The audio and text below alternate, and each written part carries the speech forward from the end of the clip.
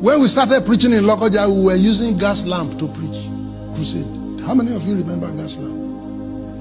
The one you pump. You won't know it here. And since you don't know it, may you never know it. Of course, you can't know it again. It's gone. Somebody carried the lamp on his head and climbed the table. Because of the person that is going to read the Bible, he will stand near the person. And if the kerosene is going down, you pump it on the head of the man. You told him, Boriadro, then you be pumping the thing on top of his head. Put your head correct because you pump it. And one day, the kerosene was reducing and the light of the lamp was going down. Then we sent a brother to please run to the other place where they sell kerosene and buy kerosene. He didn't come on time. He got there, they said the woman went out, but he didn't go far, so the brother stayed for the woman to arrive and bring kerosene. Meanwhile, the light was going down. And the brother just looked around in the days of Omiye and saw a bottle of water and thought it was kerosene. So he poured it, quickly cocked it and pumped it, and the light with water. Then the brother eventually returned with kerosene and went to look for where he kept his water and did not find it. The first thing he asked, who took this water from here? Then somebody said, we thought it was kerosene and we poured it. Then he started to argue. You thought it was kerosene, you can't smell. You don't know the difference between water and kerosene. What's wrong with you? That one said, don't talk to me like that. Am I your mate? Then he answered, this is how you used to do. And then he referred to another. That one said, you can't talk. As they were arguing, the light died. Are you able to get a message? As they argued, the light died. In our presence. And when they put water in it, the light was shining. I think Moses Aronsiola was in that meeting. If you see him, you can ask him. Moses Aronsiola, he used to interpret for J.K. Solomon. I worked with Obadari before he died, the last 7 years of his life.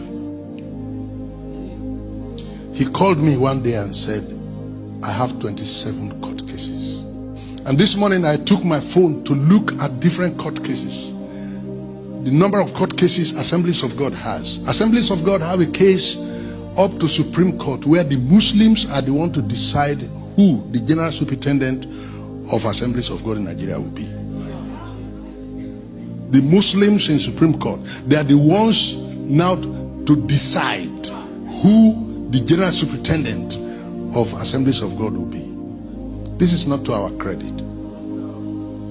Men and brethren, you go, I was the convention speaker in the African Church in Abeokuta, and the prelate has a court case against the council. He had served his tenure and they wanted him out. He said no, that they need to adjust the constitution to enable him continue. And it became a court case.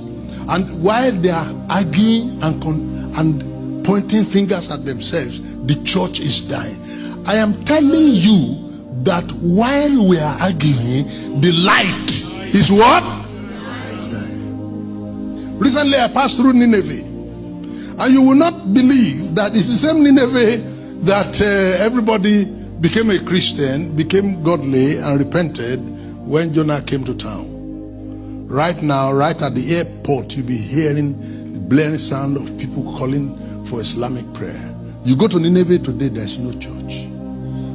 While we are arguing, the light went out. You are supposed to know that the president of North America, Libya, they were Christians. Mauritania, Morocco, they were all Christians. The whole country were 100% Christians. Turkey, Constantinople, they were all Christians, 100%. But when we came to a point when we were arguing about Holy Communion, we are arguing about baptism, we are arguing about the sacraments, the light. Meanwhile, the darkness we met on ground is still there, and they are multiplying their own intensity. But our own light, even if it were a candle light, if only we were able to even sustain that, light is light. But even our light, so small, is going out. And what we have now is relics of Christianity and the history of its practice. And that's what we are announcing and priding ourselves in. Recently, the former Vice Chancellor had been awarded the license to start Ifa University in Nigeria. Abi? Some of you know it. Yeah. And has approached the Nigerian Universities Commission, and they have given him license to start Ifa University in the same Southwest where we pride ourselves. Very soon he will start the university in Southwest. Yoruba children will be his first graduates. And what we are going to see is the setting up of Ifa temples all around. So people go to church on Sunday. That's how they will also be going to the Ifa temples to worship. This is where we're heading. As we argued, the light.